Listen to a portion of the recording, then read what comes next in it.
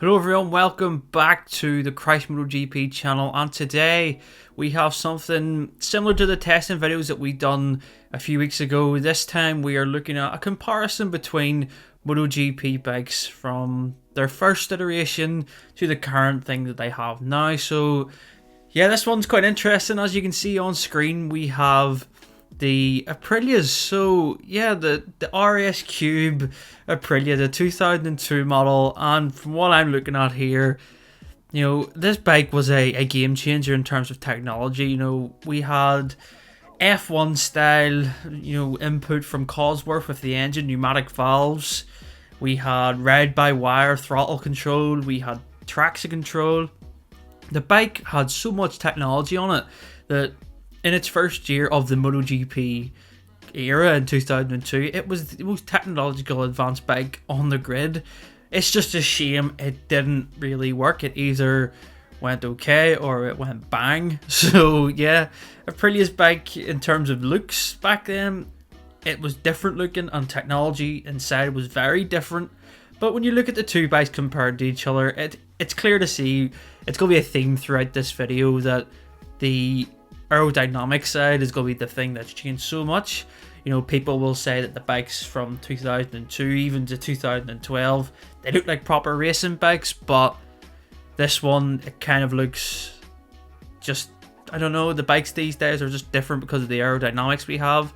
As you can see, of course, the bikes we have now in 2021 are so much longer, and yeah, just looking at the screen, aerodynamics on the front end, you look at just how small and how big and round the 2002 bikes are, and yeah, I think it's interesting, but it's not the biggest change that we're going to see on this list, because we go to the next bike and it is Ducati. So 2003, first year of MotoGP for the Bologna factory, and as you can see, their bike has changed a lot, and people have likened it to a aircraft, a spaceship, but a little bit of the essence is still there of Ducati. You can see that sort of rounded shape, the shorter rear end.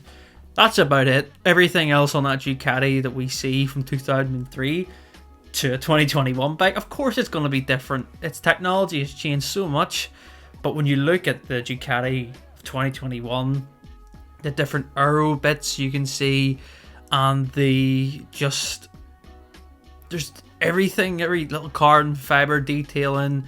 The sponsors, of course, the livery's changed. Although it's not changed that much. We don't have any cigarettes sponsoring anymore. It only changed last year with Philip Morris kind of pulling out from Ducati. So the thing is still red, but the aerodynamic side is just crazy when you look at it. And yeah, it's how long the bikes are. I can't really process. Everything's so wide and so long. And you look at the 2003 bike and you think that looks like a proper MotoGP prototype, but prototypes now have just taken a whole new meaning. And then we'll go on to probably the most iconic bike that we see on the MotoGP era spectrum. Of course, the V5 RC 211V, Valentino Rossi. And as you can see, the 2021 bike, the RC 213V of Marc Marquez. And an unbelievable stat before we look at the bikes properly. The two models that you see on screen have won a combined 130 races, which is just mind-blowing. When you think about how dominant Honda have been since 2002 through to 2021. And that's not even counting the 212V, so the bike in between this. So yeah, what a machine these two are. Of course, just the little things, the Honda probably looks the exact same. Well, it's similar to what it originally was when it first came around in the MotoGP era.